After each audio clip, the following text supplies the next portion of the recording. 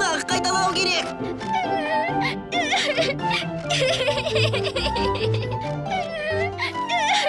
Сәлем! Сен кімсің? Нотельмін. Ал сен кімсің? Мұнда не істеп жүрсің? Қожайының қайда? Менің атым Мобика.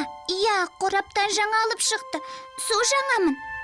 Меніңше, қожайының сені тауып алады. Алаңдама, су жаңасың ғой. Қайдам?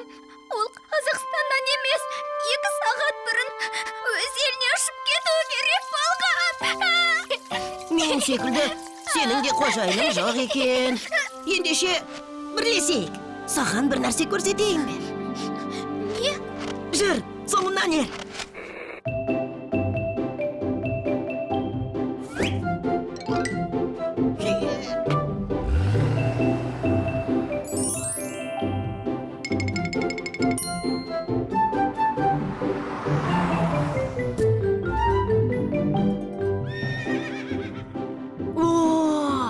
Қандай әдемі!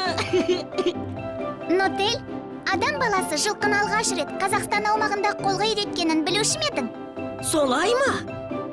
Оны қайдан білесің? Менде жедел интернет функциясы бар.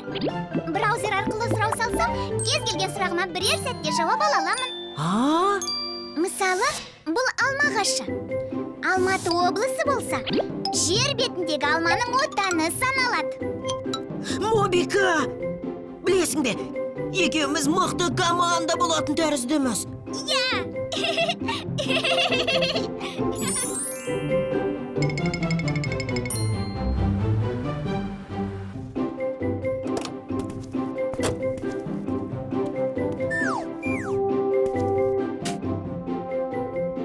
Жүр, Мобика! Бұл квадрокоптер ғой, қазір аспанға көтеріледі. Қорқпа дейм.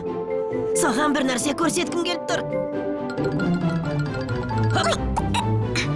Мықтап ұста. Мінеки!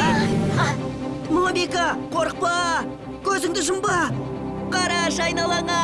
Еткен керемет! Ғажап! Айттым ғой, самғап ұшу үшін адамдардың соңынан еріп баратыным бар. Қазақстандағы көрікті жерлердің талайын көрдім.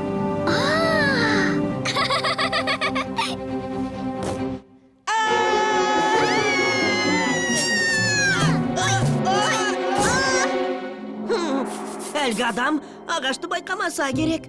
Бұған дейін де бірнеше мәрте солай болған. Бұл қыранның ұясы, ал бұл соның жұмыртқасы. Мобика, естідің бе? Жылан сенің арқа тұсыңда тұр. Ол қыранның жұмыртқасын жұтпақшы.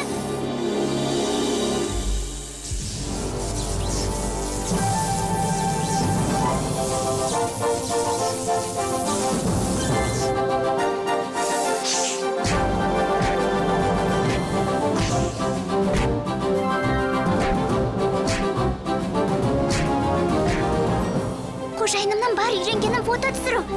Сөйтейін.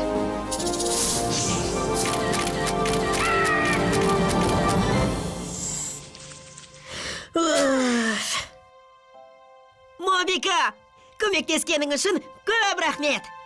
Мен түк істемедім ғой. Ал сен мықтысың. Сен ержүрексің, Нотель.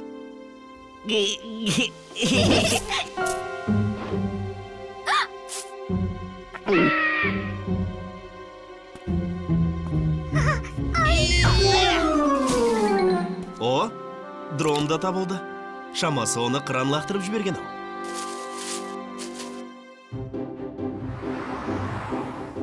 Қызық болды, е? Маған өте ұнады. Рахмет, Нотель. Енді екеуміз бір команда болдық. Жер бетінде Қазақстаннан өзге де көз тартар өңірлер бар екенін білесің бе? Бір команда екенбіз, жер бетін бірге шарлайық. Ержүрек Нотель мен данышпан Мобика. Иә.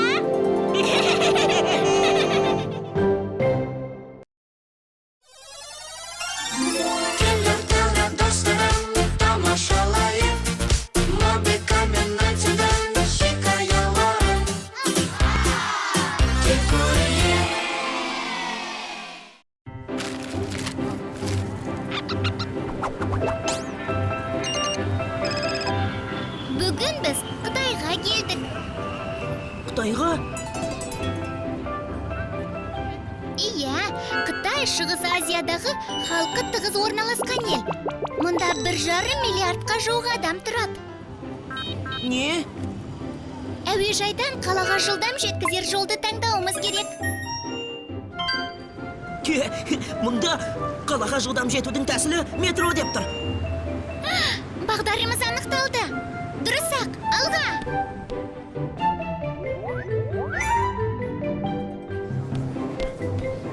Натель, Қытайдағы ең көне әрі қызықты дүние ұлы Қытай қорған екенін білесің бе? Оның ұзындығы 20 мың шақырымнан асады. Қытайдың шығысынан батысқа қарай созылған. Сыртынан айдаһарға ұқсайды екен. Ого! Бұл көп пе? Өте! Қытай жайлы талай қызықты мәлімет бар. Мысалы, компасты, оқ-дәріні, қағазды, тіпті жібекті де осы ел ойлап шығарған. Ұлы жібек жолы осы жақтан бастау алған. Жібек жолы деген не? Неліктен оны ұлы деп атаған? Ұлы жібек жолы көне заман мен орта ғасырларда Азия мен Еуропаны жалғаған керуен жолы. Әуел баста Қытайдан жібекті жеткізу үшін ашылғандықтан солай аталып кетті.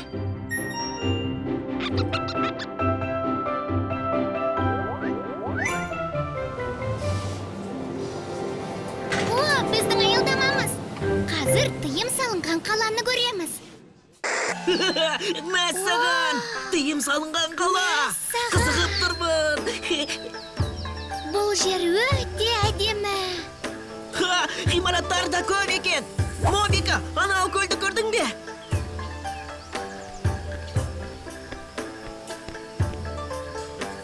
Анау бау-бақшаларды қара.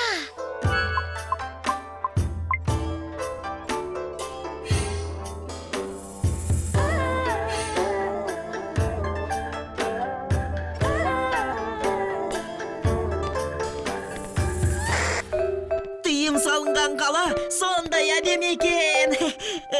Неше түрліні көрдік. Арнайы қоқыс жәшіктері тұрғанда қоқысты неге көшеге тастайды екен? Иә, адамдарды түсіну қиын.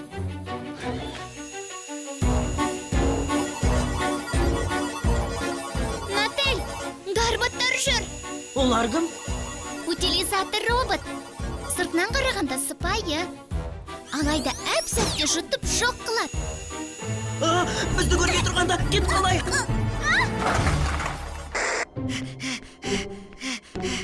Тас қараңғы ғой. Бір нәрсе естідім. Гарботтар болып шықпасынша. Менде шам бар ғой.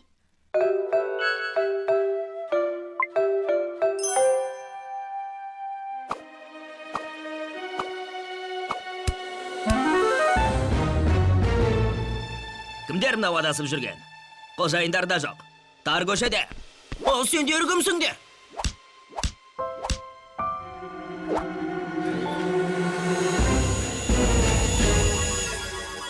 Утилизаторлар!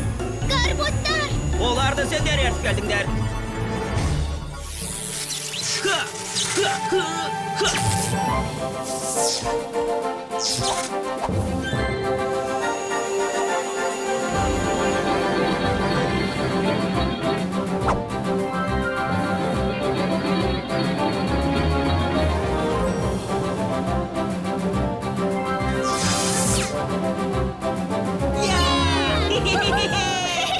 Осыдан кейін гарботтар достарыма тиісіп көрсін.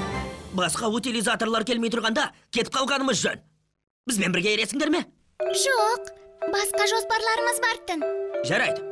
Бізге көмектескенің үшін көп рахмет. Сен ер жүрексің. Сендер де мықтысыңдар. Ал, жақсы. Тарайық. Ал, енді не істейміз? Бізге де кету керек. Гарботтар қайта шабуы мүмкін. Ал дәл қазір эмоционалды қуат алайық. Мобика, қуаттың жеткілікті секілді ғой. Эмоционалды тұрғыда. Пандалар құшақтасады. Пандалар Қытайдың ұлттық символы ғой. Олар шынайылықтың, достық пен мейірімнің белгісі.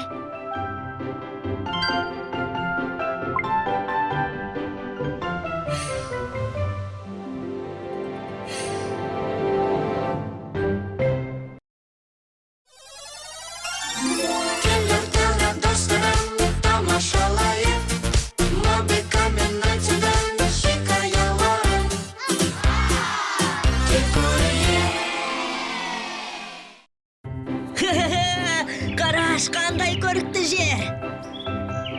Қырғызстанның солтүстігінде орналасқан Ала Арша ұлттық бағындағы фауна сан алуан. Фауна деген не? Фауна дегеніміз белгілі бір аумақта мекендейтін жан-жануарлар, құстар, жәндіктер. Солай де. Иә, әзірше осы өңірдің табиғатын тамашалап, бір шолып қайтсақ қайтеді. Қарсылығым жоқ.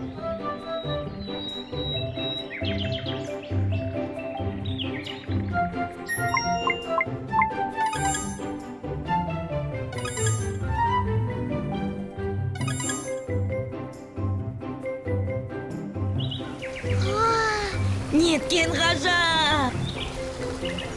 Мына өзеннің ағысы қатты екен. Мұнда тіршілік ететін балықтарға қиын шығар, Өзеннің беті ғана қоясау.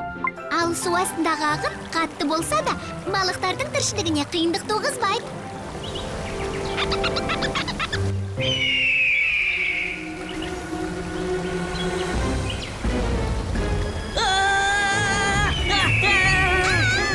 Жібер оны!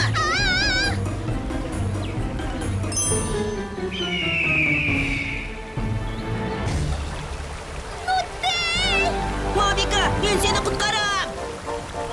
Бізге су тисе жаман болады. Оны құтқаруым керек.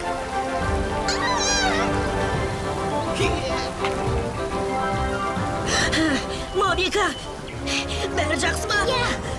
Солай секілді. Саған су тиді ме? Ұялы телефондардың соңғы үлгілері аса терең емес, су ішінде аз уақыт болса, су өтпейтіндей етіп жасалған. Фуф! Мен біршама кептім. Сондай секімді екен.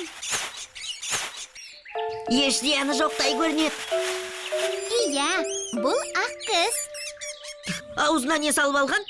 Бәлкім бұл заттан қалай құтыларын білмей жатқан болар.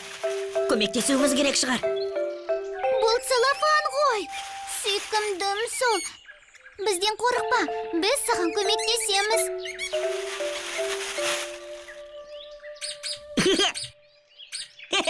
Мұна ақ қыз деген сондай қызық екен.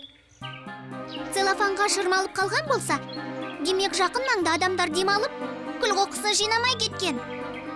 Иә, табиғат үшін де, жануарлар үшін де бұл өте зиян ғой.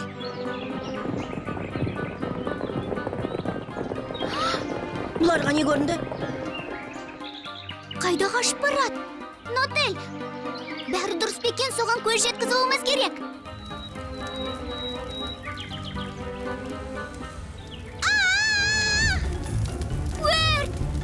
Өрт сөндіруіміз керек. Өрт сөндіру қызметін шақыртуымыз керек. Бірақ олар жетем дегенше, тілсіз жау өршіп кетуі мүмкін. Қырғызстан астанасы Бішкек бұл жерге жақын. Адамдар дер кезінде келер деп үміттенейік.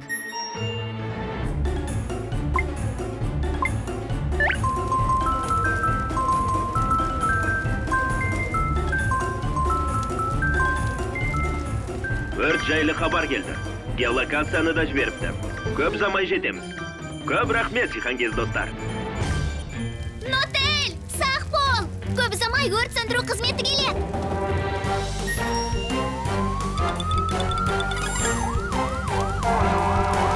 Өрт сөндірушілер!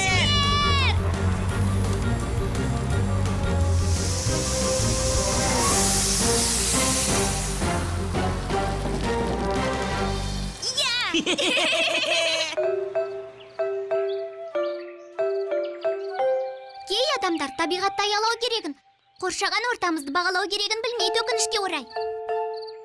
Бірақ табиғатты аялап, қоршаған ортамызды қорғауға дайын адамдар өте көп.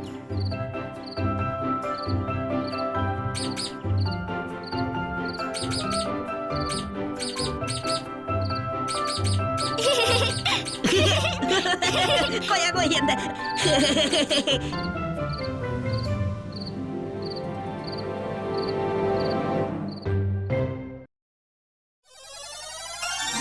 Келер тағы достарым, тамашалайық. Мобика мен айтудан хикаяларын. Тек көрейік.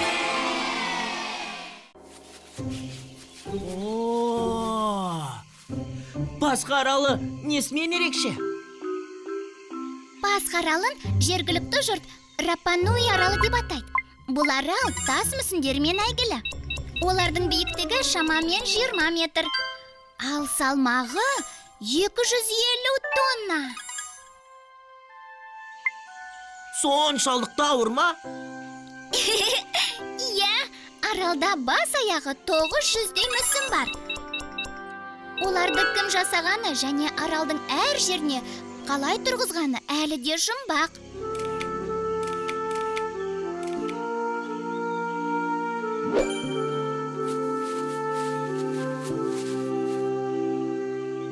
Бұл Ранора Раку жанартауы.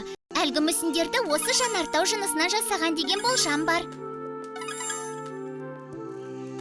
Толық жасалмаған мүсіндер көп екен. Неге аяғына дейін жасамаған? Нағы жұмбақ осы болып тұр, Натель.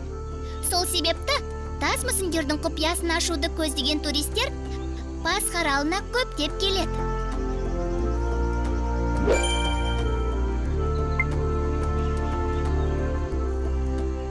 Мобика, қараш! Анау адамдар шағын ешіктер салуда. Тұратын жерлері жоқ па? Жоқ, Нотель. Олар кемпинг құрып жатыр. Кемпинг! Ол не?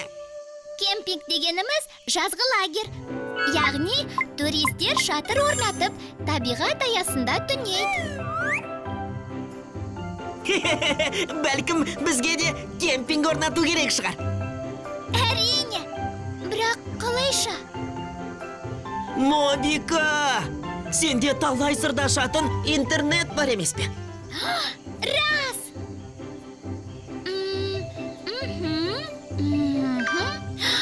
Бізге бірнеше қазық керек. Анау жатқан шыбықтар жарап қалар.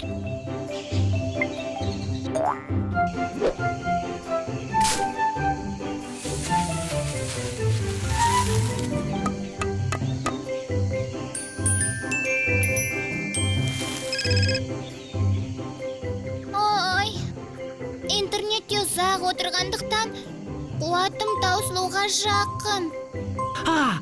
Қазір саған пауэрбэнк алып келейін.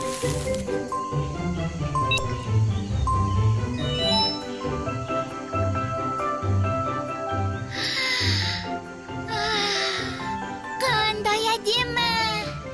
Әрі тып-тыныш.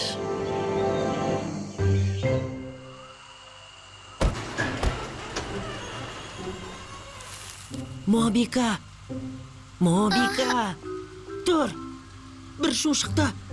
Жүрші барып көрейік.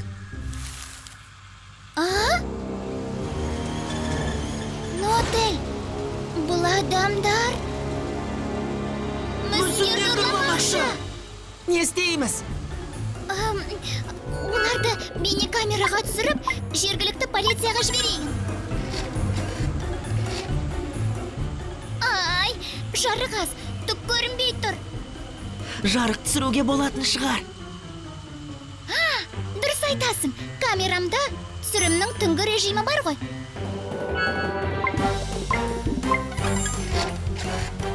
О, күшті, анық көрініп тұр.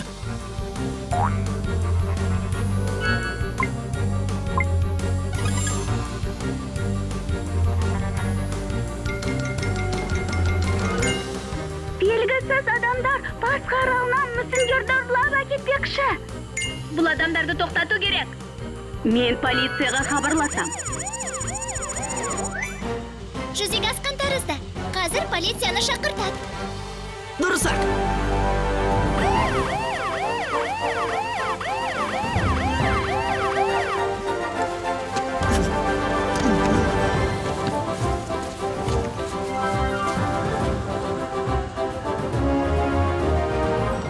Күшті! Жиһангез достар, жарайсыңдар. Иә, сендер Пасха аралының мүлкін сақтап қалуға көмектестіңдер. Сендер болмасаңдар, олар көне мүсіндерді жоқ қылар еді. Мақтасың, Мобика!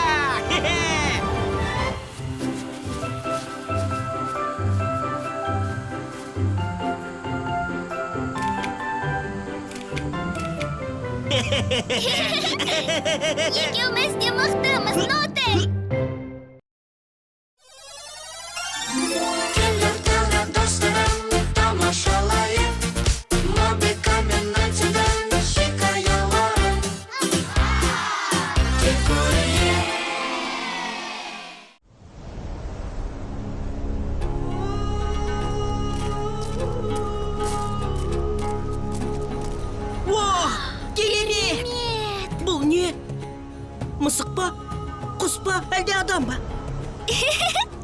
Нотель, бұл үлкен сфинкстің мүсіні. Басы адамдікі, денесі мен табаны арыстандікі, қанаты қырандікі, ал құйрығы бұқаныкі. Солай ма? Үлкен сфинкс десе дегенде яқ. Иә, мүсіннің ұзындығы 73 метр, ал биіктігі 20 метр. Оны жақыннан көргім келеді. Пирамидалар да үлкен екен. Иә, біріншісі Хеопс перғауындікі, одан кейінгісі Хефрен перғауындікі, ал үшіншісі кішірегі Микерин перғауындікі. Ішіне кіруге болам екен? Әрине, жүр!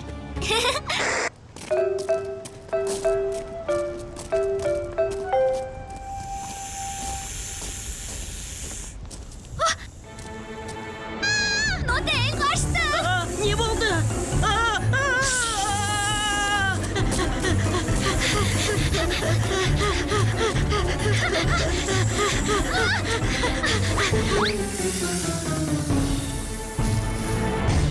Бұл не еді өзі? Шошығаным соншалық анықтап көре алмадым.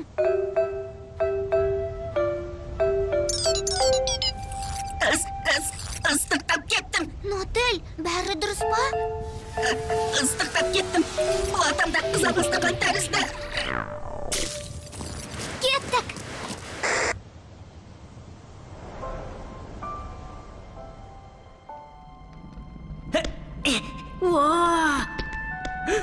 Тас қараңғы екен.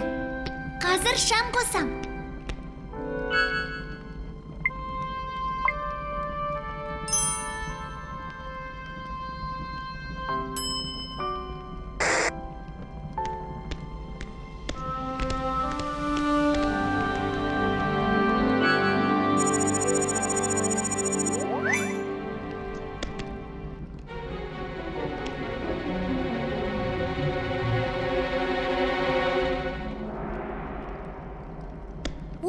Мұнда Хеопс перғауынның әйелі жерленген.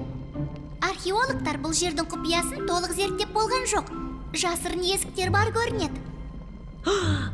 Сол есіктердің ар жағында не бар екен? Білесің бе, бұл жұмбақты әлі ешкім шеше алмады.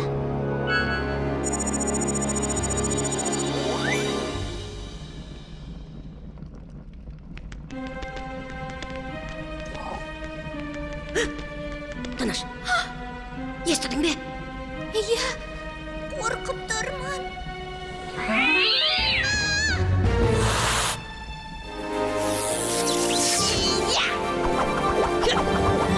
Бұл не қылған құбыжық? Білмедім, желі дұрыс істемей тұр.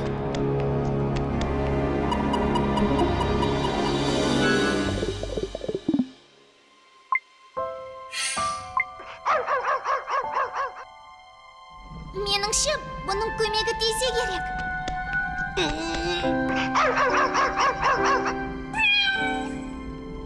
Бұл құбыжық қорқынышты дыбыстардан шошитын болып тұр ғой. Бұл құбыжық емес, сфинкс тұқымды мысық. Мысырлықтар оны киелі санайды. Сірә ол табыттарды күзетіп отырса керек.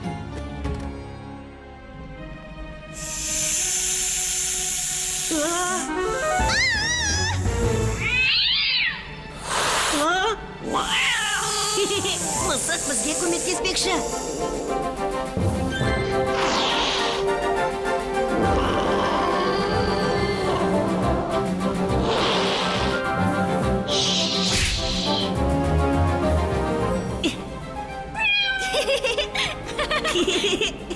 Ой, қытығын келіп тұр.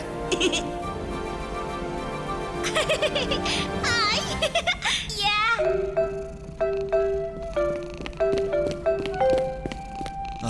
Осында екенсің ғой. Жоғалтып алдым ба деп қорқып кетіп едім. Жүр, үйге қайтайық.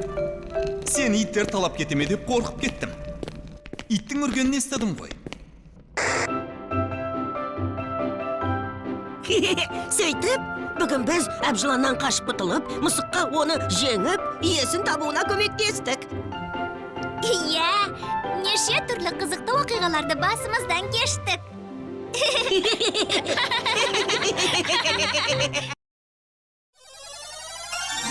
Келдір тағы достарым, тамашалайық Мобика мен айтудан хикаяларын Кел көрейік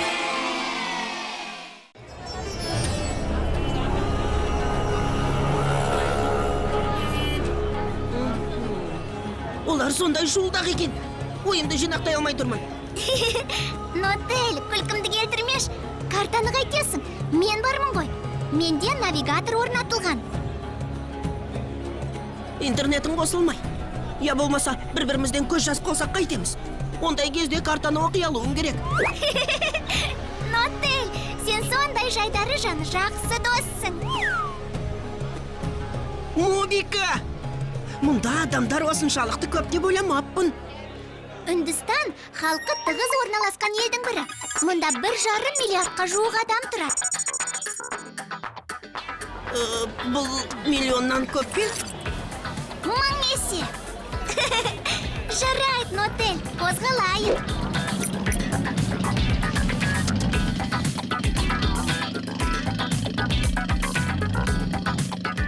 Нотель, осы жерден түсейін. Тәж-махалға жеттік пе? Жоқ, алайда осы жерді міндетті түрде көруіміз керек. Мәссаған! Қандай әдемі! Әрине, жүр әрі қарай.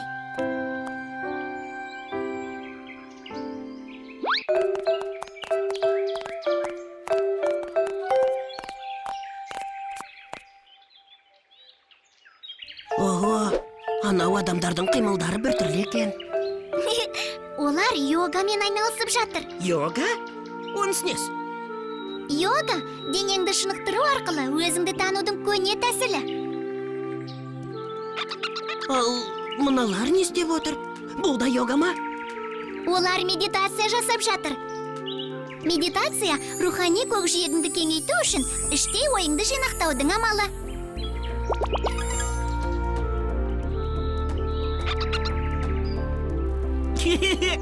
Үндістердің бәрі шуылдақ екен деп ойлап қалсам, мұндағылары сондай байсалды, әрі ойға шомған. Сондай күлкілісің, Нотель. Мен көп нәрсе білгім келеді. Мобика, бәрі дұрыс па? Иә, жоқ, білмеймін. Мобика, қандай көмегің қажет? Мүмкін қуатың таусылған болар. Білмеймін. Көп күш жұмсағандаймын. Мобика, шұғыл түрде қайта жүктелу керек.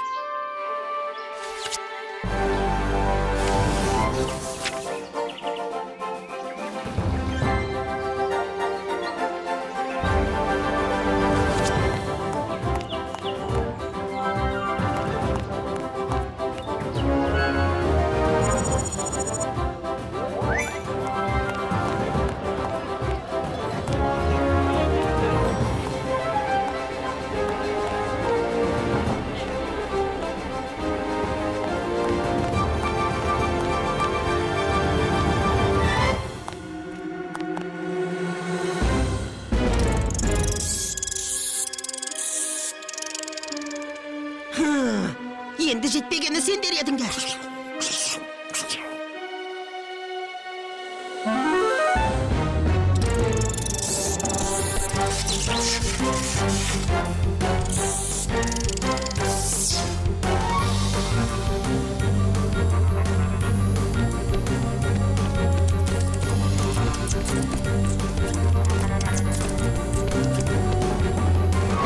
Фуф.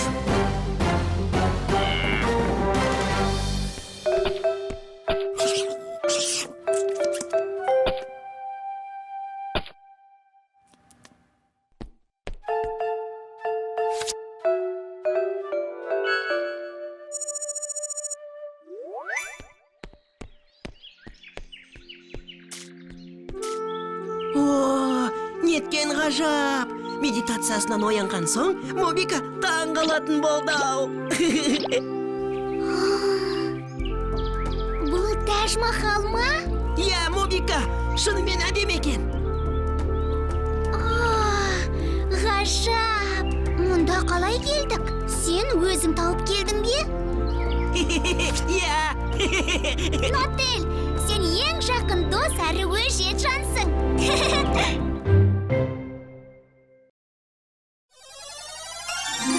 Келдім тағы достарым, тамашалайық.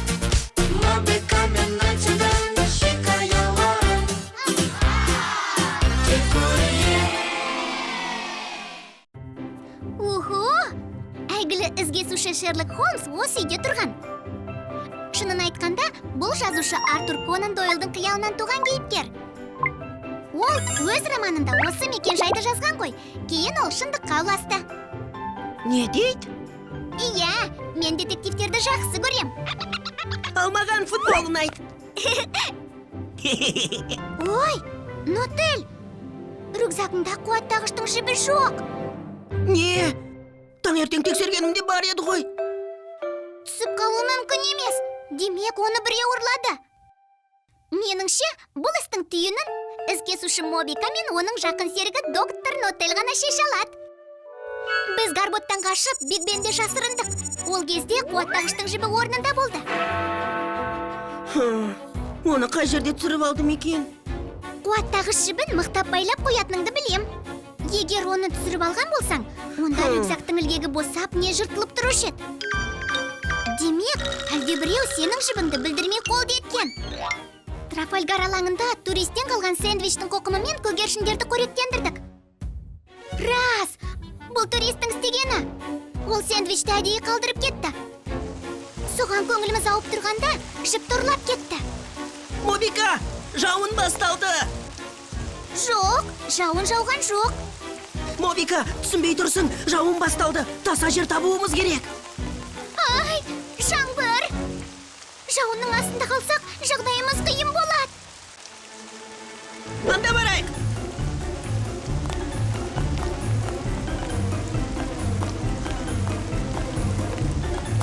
Қуаттағыш жібінің қалай жоғалғанын бәрібір анықтауым керек.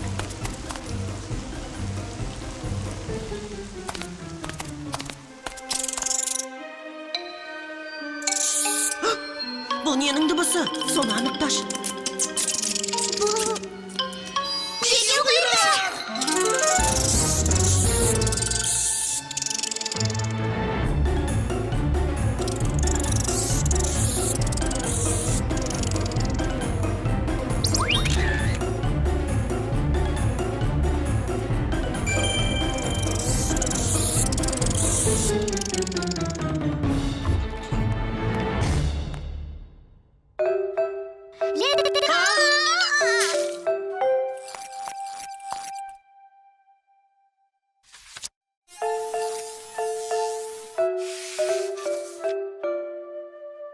Шамасы, сірә менің қуатым таусылды.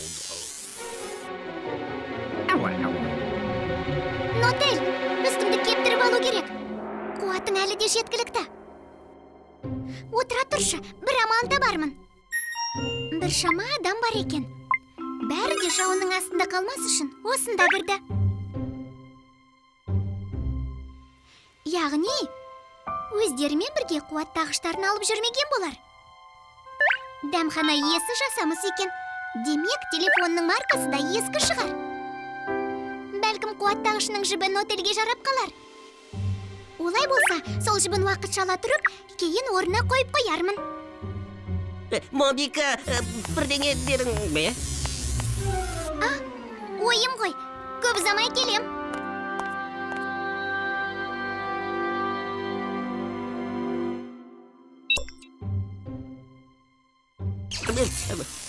Мобика. Мобика. Не боп қалды?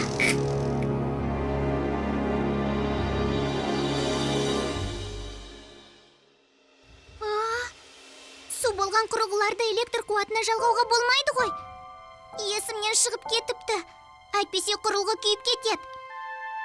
Әуелі кепсін, сосын қуаттап алармыз. Мобика. Нотель, ояндың ба? Кепкен секілдісің, енді қуаттағышқа жалғауға болады. Мұны дәмхана иесінен уақытша алдым.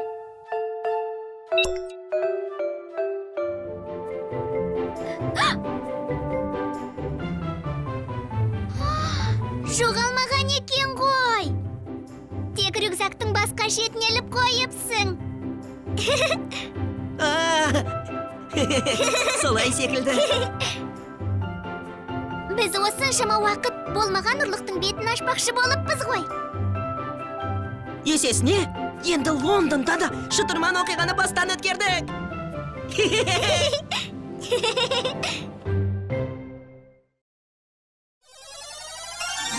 Келер тағы достарым, тамашалайық.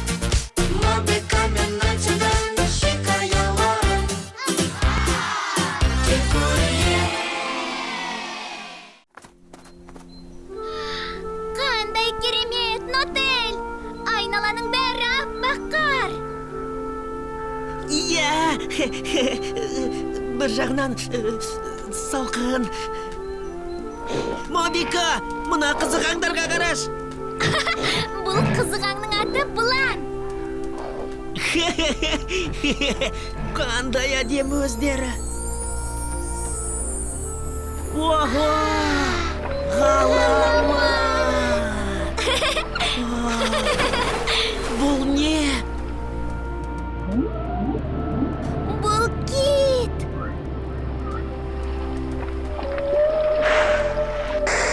Ғажап! Сол жерге барса ғой шіркін.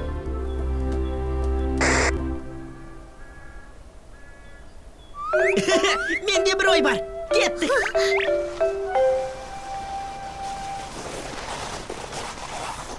Суық екен, аккумуляторымның қуаты азайып барады. Қызық екен. Менің де аккумуляторымның қуаты таусылуға жақын.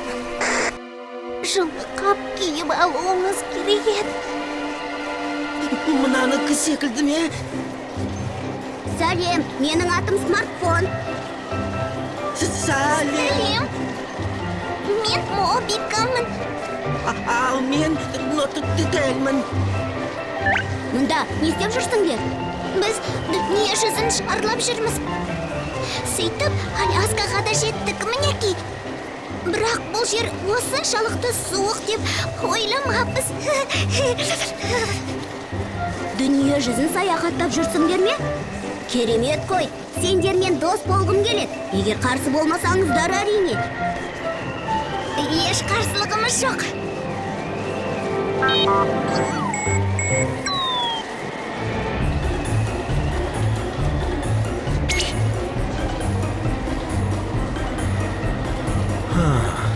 Адасып кеткен тәріздімін.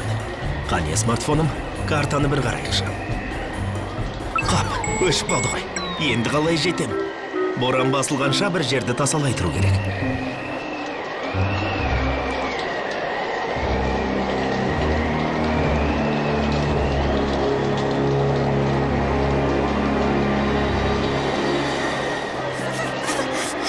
Бізге суық десе, аккумуляторы сыйымдылығы кемітсет.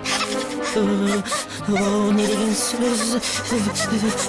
Яғни, аккумулятор қуаты бұрын 5 күнге жететін болса, суық деген соң оның қуаты небәрі 2, не 3 күнге ғана жететін болады.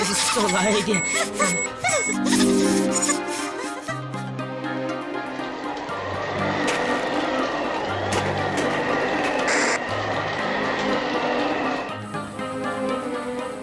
Мобика, қалың қалай?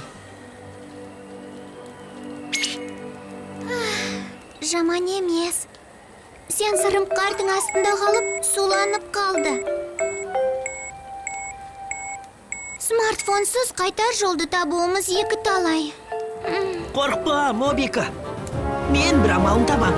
Бірақ ол үшін саған бір шама шыдай тұруға тура келеді.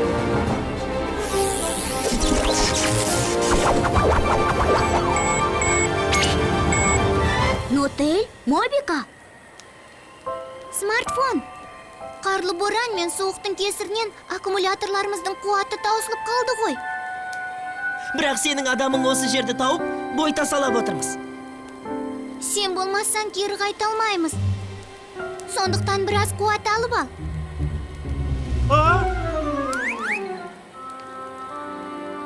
Смартфоным қосылдың бақыры, жылы жерде жылынып алғансың ғой. Я, мұндай аяз сен үшін зиян. Қане, қайтар жолды көрсетіп жібер.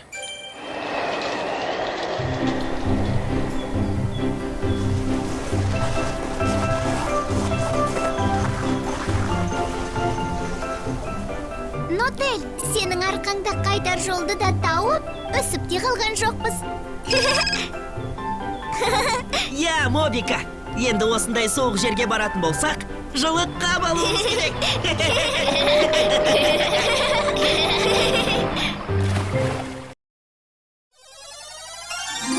Келер тағы достарым, тамашалайық. Мобика мен Найтидан хикаяларын тек көрейік. Сонымен Ганалулу, Гавай штатының астанасы. Неліктен штат? Гавай Америка құрама штаттарының штаты ма? Алоха! А? Не?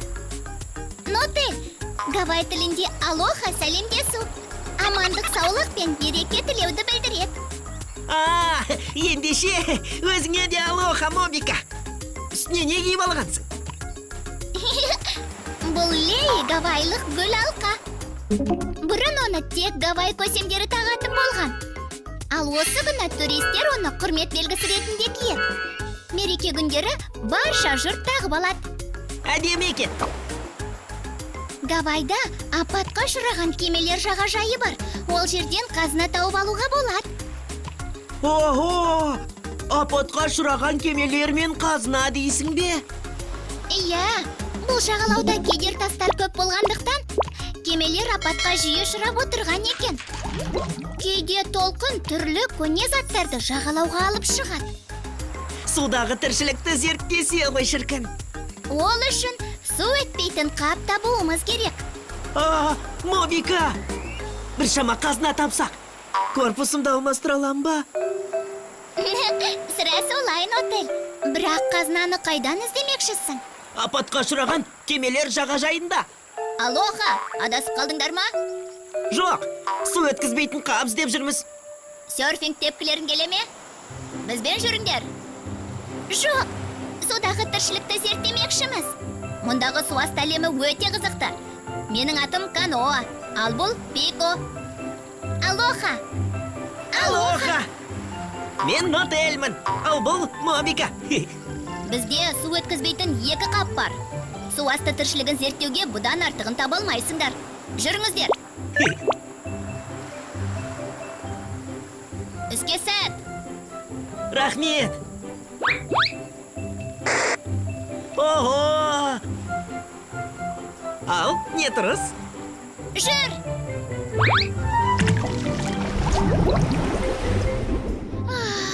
Су асты әлемі ғажап. Әрі сан алуан. Мына балықтар да сондай сүйкімді. Мына балықтарды қараш, әп-әдемі. Рас, көбелек балықтар үйірімен жүзеді екен. Дайверлерді де жатырқамайды. Сәлем! Алоха! Олар біздің тілімізді түсінбейтін шығар, бірақ оларға ұнап тұрғанымыз анық. Қараш, Мобика! Суға батқан кеме. Көп уақыт бұрын батқан секілді. Мобика, қараш! Қазынаны тапқан секілдіміз. Бұл не? Бұл алып шаян балық. Нотель, қабың тесіліпті. Шұғыл түрде судан шығуымыз керек. Ал қазынаны қайдеміз? Егер су өтсе, бұзылып қаласың.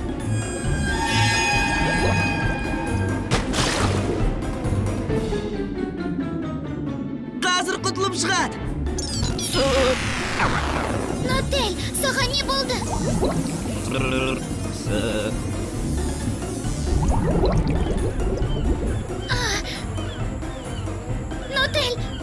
Нотель, аман бысың? Не боп қалды? Каноа, Сендер қайдан жүрсіңдер? Бұл жағалау қауіпті шығар деп ойлап, жағдайларыңды білмекші болып келдік. Нотельге не болған? Су астында алып шаян балыққа тап болып, ол нотельдің қабын тесіп жіберді. Не істеу керегін білем.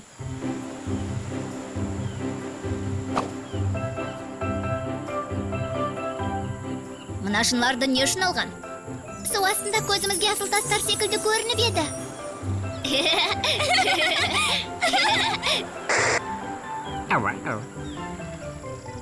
Ол есін жия ма?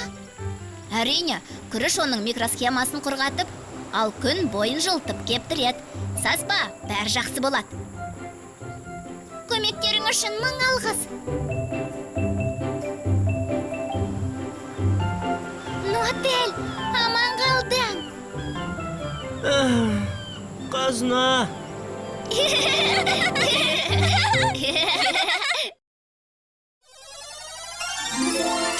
тағы достарым, тамашалайық. Мобика мен Найтидан хикаяларын. Тек көрейік. Біз Иса Мәсіх ескерткішінің жанында тұрмыз. Ол Корковато шыңында орналасқан. Нотель, турист картасын қоя тұршы. Мына ғажап табиғатқа қарасаңшы.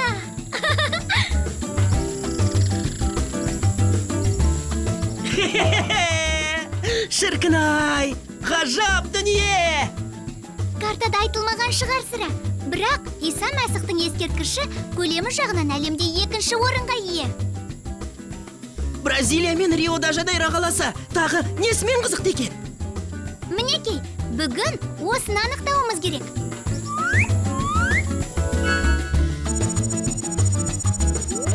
Ба, шіркін!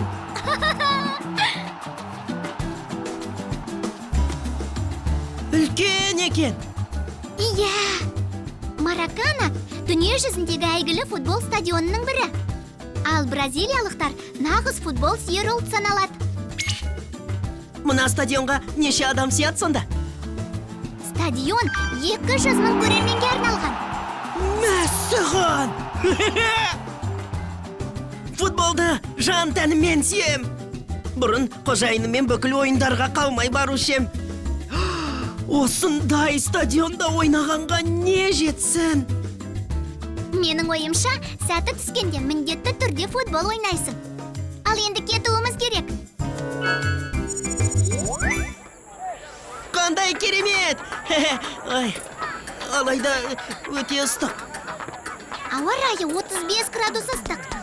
Көлеңкемен жүрген дұрыс меніңше. Бәрі дұрыс па? Нотель, антеннаң сынды. Не? Сені дұрыс естімей тұрмын. Антеннаңды айтамын, сынып қалды. Сондықтан естімей тұрған шығарсың. А, не? Сені дұрыс естімей тұрмын. Иә, антеннаң сынғандықтан естімей тұрсың. Мобика, сені естімей тұрмын. Антеннам сынды. Жөндеу керек. Жүр, қазір бір амалын табармыз. А, не дейсің? Аманбысыз, көмегіңіз керек болып тұр. Я, сәлем. Қорапта футбол ойнағыларың келе ме? Жоқ, досымның антеннасы сынып қалып еді, соны жөндеу керек. Ей, Сим-Карто! Жаңа танысқан досым Антуан сенімен футбол ойнағысы келіп тұр. Әрине, кірсін. Жоқ, сіз дұрыс түсінбедіңіз. Оның аты Антуан емес, Нотель. Антеннасын жөндеу керек. Футбол ойнағымыз келмейді. Мобика, футбол ойнағың келіп тұр. Әй, осы бір футбол сүйер қауым-ай.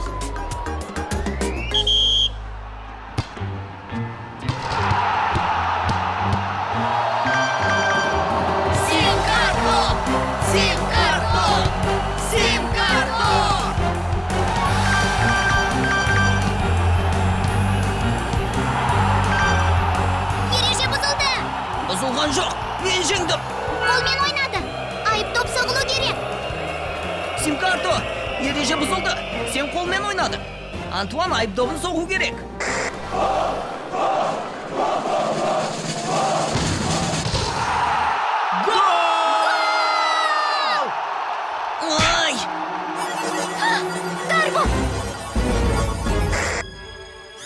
Антуан, мұның не?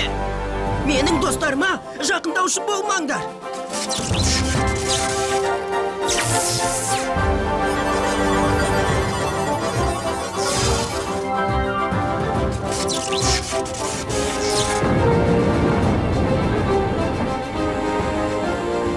Қайсар жансың, Антуан?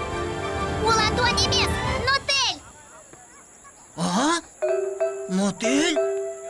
Ал Антуан деген кім? Антуан емес, антенна дедім. Нотельдің антеннасы сынып, оны жөндеу керек еді. Антенна ма? Сендерге көмектесе алатын біреуді білем. Соған ертіп барайын. Менің атым Мобайлы Карлос. Жүріңдер, мобилді достарым. Утилизатор роботтар есін жимай тұрғанда кетіп қалайық. Мінеки, арманың орындалып футбол ойнадың. Осының бәрі сенің арқаң, Мобика. Сонымен қатар мені де жаңа достарымызды да гарботтардан тағы құтқардың. Достығымыздың көрінісі сол емес пе? Бірімізге біріміз қол ұшын созуымыз керек.